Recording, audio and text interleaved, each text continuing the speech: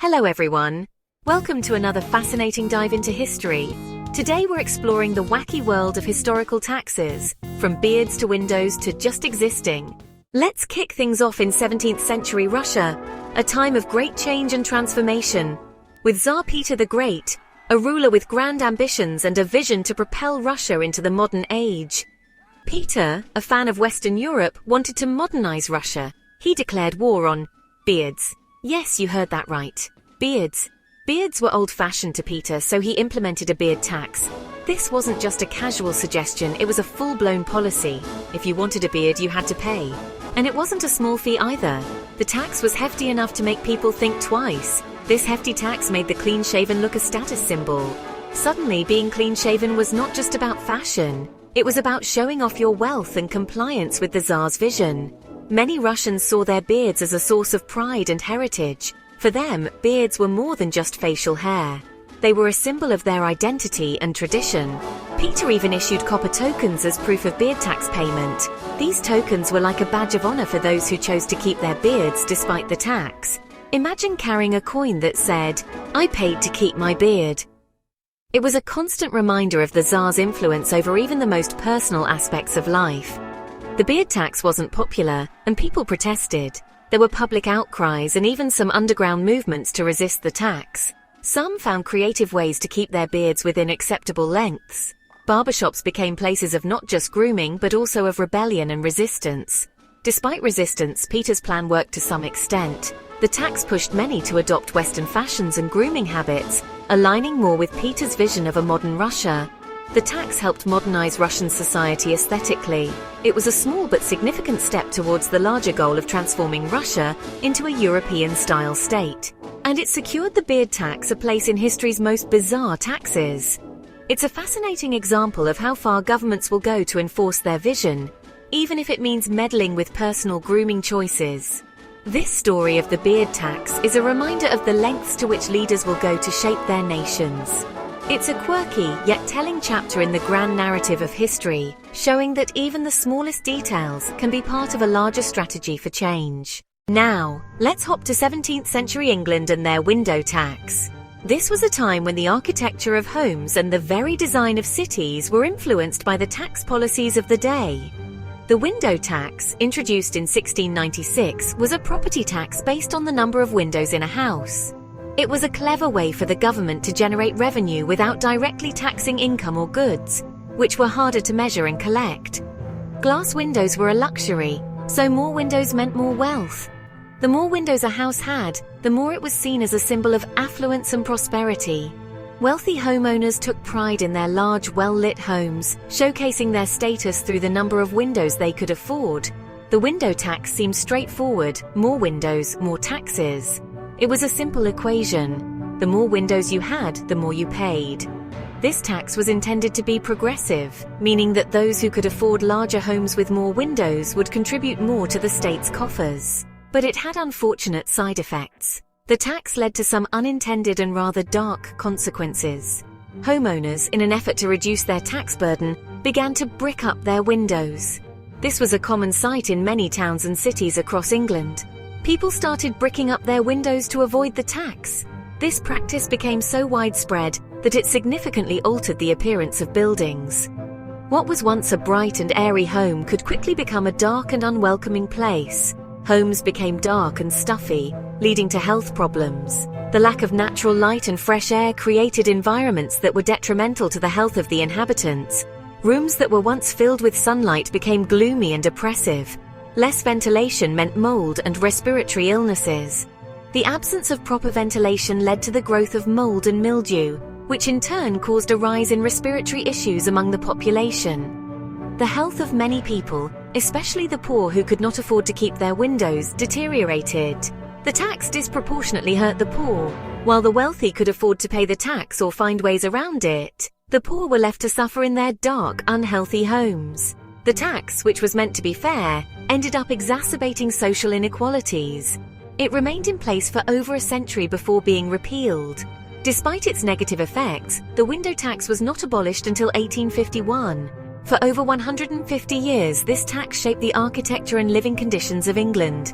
The window tax is a reminder of how logical-sounding taxes can have shady outcomes. What seemed like a reasonable way to tax property ended up having far-reaching and often harmful consequences. It serves as a cautionary tale for policymakers. A well-intentioned idea can have unintended consequences.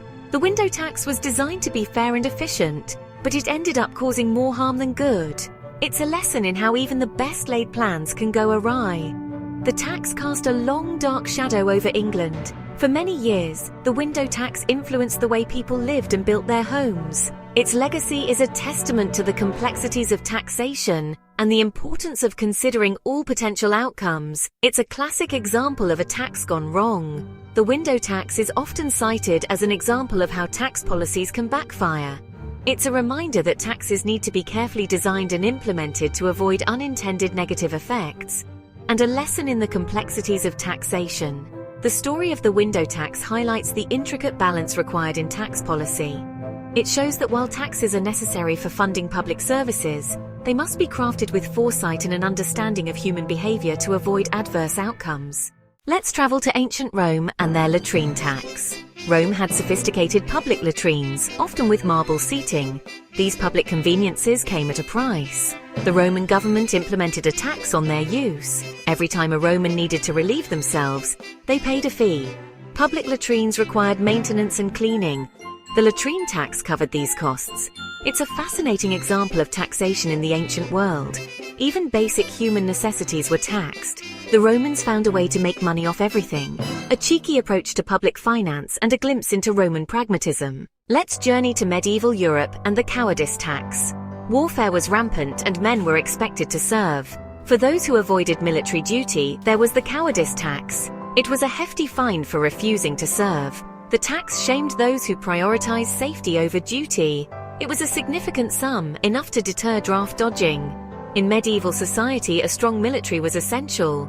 The cowardice tax ensured everyone contributed to defense, even if it was just by paying their share. A tool to shape social behavior through taxation. Courage might be free, but cowardice had a cost. A fascinating example of medieval taxation. And the lengths governments go to enforce participation. Let's talk about the salt tax, a levy so controversial it sparked revolutions. Salt, often called the white gold, has been a cornerstone of human civilization for millennia. Its importance transcends mere culinary use. It has been a critical element in food preservation, religious rituals, and even in the economic and political spheres of ancient societies. Salt was essential for life, used to preserve food and in religious ceremonies. In ancient times, before the advent of modern refrigeration, salt was the primary means of preserving food. This made it invaluable, especially in regions where fresh food was scarce. Salt's role in religious ceremonies also underscored its significance, symbolizing purity and incorruptibility in various cultures. Governments knew its value and taxed it heavily. The imposition of salt taxes was a common practice among ancient governments, who recognized the strategic importance of controlling this vital resource. By monopolizing salt production and distribution, they could generate substantial revenue and exert control over their populations.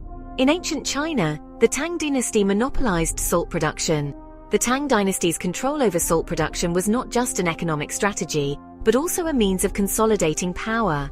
By regulating salt, the government could ensure a steady flow of income and maintain social order. The salt tax was a lucrative source of income. This tax was so profitable that it became a significant part of the state's revenue. The funds collected from the salt tax were often used to finance wars, build infrastructure, and support the ruling class's lavish lifestyles. The French gabelle was another infamous salt tax. The gabelle, imposed by the French monarchy, was one of the most hated taxes in pre-revolutionary France.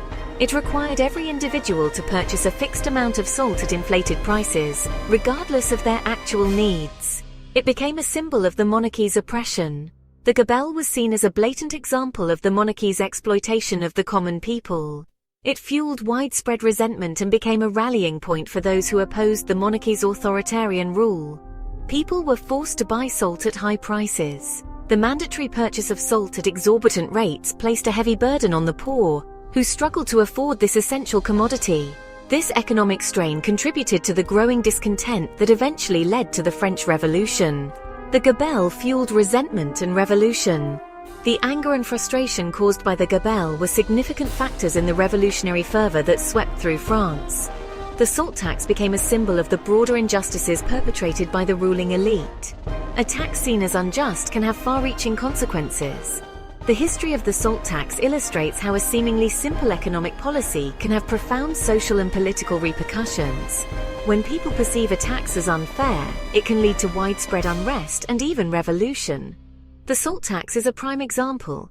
This tax serves as a powerful reminder of the delicate balance between governance and the governed. It highlights the importance of fair and just policies in maintaining social harmony. It shows how taxation can impact society. The salt tax's impact on various societies underscores the broader implications of fiscal policies. It reveals how taxation can influence social structures, economic stability, and political dynamics. And the lengths people will go to for a little flavor. The lengths to which people have gone to obtain and control salt reflect its immense value. From ancient trade routes to modern culinary practices, salt has remained a vital and cherished resource. A fascinating look at the power of salt. The story of salt is a testament to its enduring significance in human history. It is a tale of economic strategy, social struggle, and the unyielding human spirit's quest for survival and prosperity. Let's travel to ancient Egypt and the head tax. This tax was simple. If you had a head, you paid. Ancient Egypt needed funds for grand projects and armies. The head tax was levied on everyone, regardless of status. It was an egalitarian approach to taxation. Everyone contributed to the kingdom's running. The tax funded temples, wars, and bureaucracy. A basic form of taxation with a significant impact. A fascinating example of ancient finance and the simplicity of Egyptian taxation. As we've seen, taxes have taken some strange forms over the centuries. Thanks for watching. Like, share, and subscribe for more quirky history.